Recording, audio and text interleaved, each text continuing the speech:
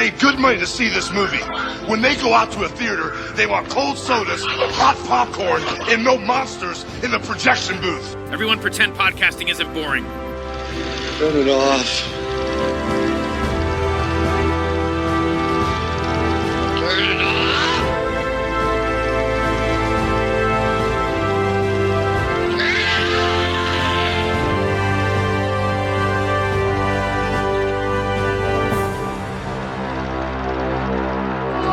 There's bears in Harry? You're precious. Are you precious? Sweetie, I got it. Humble and courageous. What's your name? Christian. That was my pretty little bird.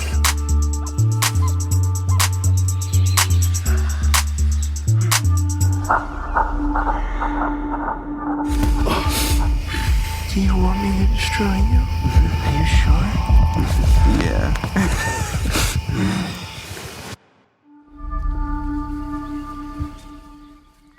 My wife, Sue, does not like to fish. Expectations are generally not good for your health. The human thing is not so complicated. I want to see your lights go out, both of you. Eat, fuck, shit, sleep, and don't get eaten. Are you the one running around looking like a bear? What you do myself.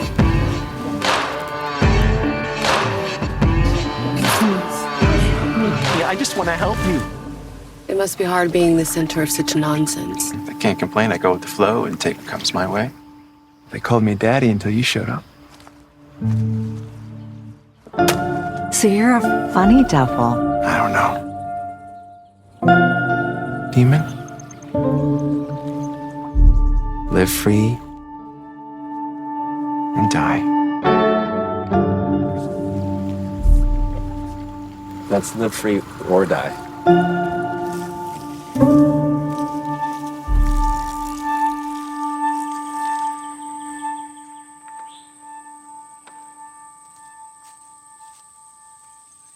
I'm whatever I need to be. For people to trust me. Hey folks, welcome to a special episode of The Projection Booth. I'm your host, Mike White. On this episode, I'm talking with director Nate Dushku, writer Amnon Lourie, and star Michael Emery, all about the film Birder. It is a queer horror film that takes place in the wilds of New Hampshire. I had a great time watching this one. I hope you do too. Thank you so much for listening, and I hope you enjoy the interview. Can you tell me a little bit about how the movie came about? We're hanging out on the banks of the Green River in Vermont a few summers ago. And I don't know this, but in Vermont, there's nudity law that allows you to take your clothes off in certain designated areas. Just like in the movie, they park on the side of the road, hike down to the path, and it's a sign that says clothing optional beyond the point. And this particular spot is where we go sometime with our friends who are mostly gay, queer folk. And it's just this gorgeous stretch of river where you're allowed to be naked and lie on sunbathe and come aboard and do other things. And there are a couple famous gay cruising spots in the country, in the world. And we wanted to tell our story in a big way. And we had a small budget. We thought, what would be the scariest thing that would happen in a scenario like this? And this was in the pandemic. So when the pandemic was coming to a close, we thought, let's shoot it entirely outside and let's instead place it in New Hampshire where it's live free or die, which adds a little bit of a different element. And let's just explore our lived in experience of kind of what it means to be queer living in the world today. And that was the beginning of it. And I would add to that, we knew we had to get a story together, which we did. But most importantly, we knew we needed someone who could actually bring it to life, that could partner with Nate as a director. And that led us to Michael, because this wasn't a story that anyone could do. We needed someone with incredible talent, but also courage and just the ability to really capture something. That Michael. Michael, was there any hesitation with all of the nudity in this, or was it more of a challenge for you? It was definitely challenging. The role was definitely challenging. As you can see, it was there's lots of layers that really excited me as an actor going into this with this blank canvas in front of me and me allowing to Nate gave me the freedom to just make different strokes as Christian and put together this picture. But there was no hesitation. No, the first day of shooting the nudity scene, there was maybe like a second of, oh, here we go. This is it. We're diving in. But once that happened, it was such a safe space to shoot and to work that there was no problem at all. There was no question at all of let's do this or that in a certain scene. Everything was well constructed and put together. So there weren't like 45 Teamsters all smoking cigarettes just off camera that were taking it all in? Very small set, limited cast and crew. And yeah, everyone was on the same page. There was no judgment. Everyone was very kind and giving.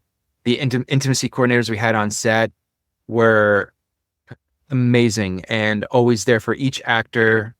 Very communicated with Nate, of course, with each scene we shot that involved intimacy. And we're all on the same page, which is unique for a film because usually there's stuff all over the place, but this was constructed.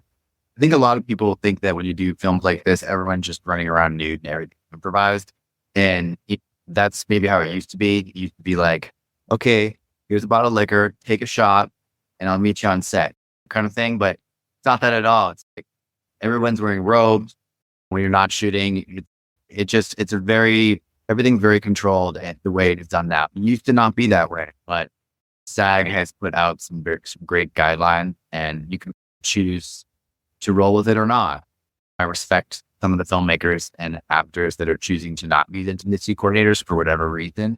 But for me, for our set, we wanted to do it and we did it. And we're so glad we did. With you guys being a couple, how is it working with each other? Awesome. But exactly what you think it would be or could be. It's like there are ups and downs. But I think overall, it's great when you have a partner that sees the world similarly to you, but different. And you can challenge each other and that person becomes your support, but also becomes sounding board. We have this shorthand with each other. I think we were definitely nervous going. But we've been together for 20 years. So there's an intimacy of, there's intimacy, but there's also like an understanding of where it may be helpful to step back and let someone have the space they need to operate, but also to step in and say, hey, I think you need to pay attention right here at this moment. Like I wrote the script, but then Nate helped me turn the script into a shootable script and into a script that he would want to direct. And then Nate has been doing this for his whole life. I'm new to the game relatively. I've been working in film and TV and writing stuff for almost 15 years now, but that's not a long time. It's a long time, but it's not like there are people that do this their whole lives. And I leaned a lot on his experience. And the one thing that really brought us together that made this a joy is we have a shared interest in aesthetics and art, craft and things, and movies. And we watch a shit ton of movies together and TV together. And we talk about it all the time. Being able to craft something together is awesome. It's really fun. And we bring people into our bubble, and that's even more fun. Like, again, I'm tossing back to Michael, but like having someone who could understand the way we work and like work with him and me, and it was very natural. It was very like seamless. We brought actors into the room to audition, and a lot of them were like, "This is the first in-person audition I've had since after the pandemic," and it was really cool to be in a room. And the first time I met Michael in person, it's like such an important moment for us all. Like, they got to get us, we got to get them. And that's how this happened. When I met Nate and Ami in person, they had such a beautiful dynamic that they let each other take the reins of what was happening. So if you guys remember, I remember auditioning at the callback and I was reading with Ami and Nate was there, gave me notes, stuff. And it was just having them both there and their dynamic the way they are made the shooting so incredibly easy. And if I had a question, Ami was there. If I had a a question about the vision or some type of direction, Nate was there. So they would trade off, and it was beautiful to have them both there so I can ask some questions or get some different vibe on the scene or the character or what Christian's thinking in this scene leading up to the past scene. What is your process for finding a character like Christian that is such a complex character? In the pre-production process, I made a whole backstory. I wrote in a journal. I think I wrote about 20, 30 pages of Christian's backstory growing up, his mom leaving as a kid, his dad really never being there for them having a lot of money, him being abandoned. And that abandonment really carried into his psyche that I used. That played a big part of him wanting to be accepted at this campsite, him trying to manipulate them. I saw him as him wanting to have friends and using his sexuality to get what he wanted from them. But he did have a heart at the end of the day, and he really had that sincere side to him, but also he had that deviant side to him, as you saw during the course of his journey through the campgrounds. Yeah, I really appreciated the very deliberate pace for this film as well.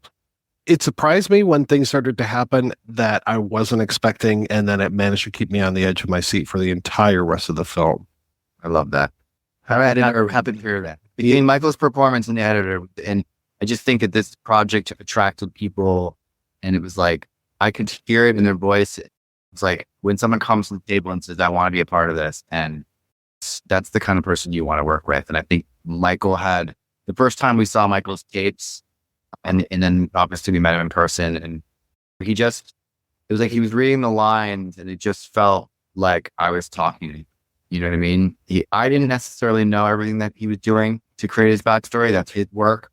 But when he came to when he was on camera, it was there. It was like, this was a real person.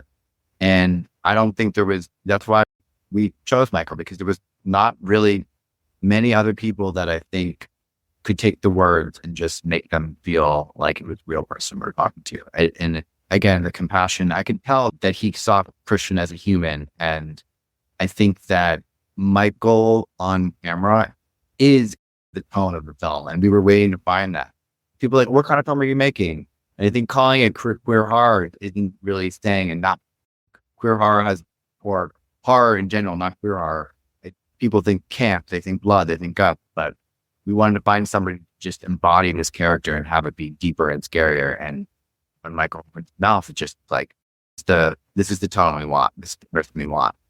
And I think when we set out to do it, we wrote the screenplay to be as simple, and Christian as a character, we wanted that to taken by the actor and inhabit it and become whatever it would be. And the idea from us is really a very just simple fable. It's like a very simple journey, a cautionary tale. Be careful when you say, I consent to this. Make sure you're looking the person in the eye and really get what's there. It was designed to be simple, but have very complicated and complex craftspeople taking these simple roles, turning them into what they became. Well, fellas, thank you so much for your time. This is great talking with you. Sorry that we can't go for longer, but this was wonderful. And congratulations on the movie. It's terrific. Thank you. Thank you for your time. Yeah.